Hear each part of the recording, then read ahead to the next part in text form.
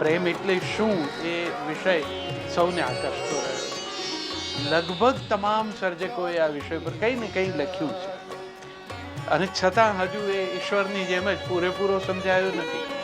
પરમાત્માનું વર્ણન કરતા વેદ એમ કહેતા કરે નેતિ નેતિ, આ નહીં, હજુ આ નહીં, હજુ કંઈક બાકી રહી ગયું, હજુ કંઈક બાકી રહી ગયું. એવું જ પ્રેમનું છે. યુગોથી એના વિશે વાત થાય છે અને હજુ પૂરી વાત નથી થઈ શકતી. એમાં વિનેશભાઈની આ નવલકથા, ગુજરાતી ભાષાની આ નવલકથા એ પ્રેમ વિશેની ઘણી બધી સ્પષ્ટતાઓ કરી નાખે છે. કદાચ એના વિશેની કેટલીક ભ્રમણાઓ દૂર પણ કરે છે, કેટલીક રમણાઓમાં રમમાણ પણ કરે છે.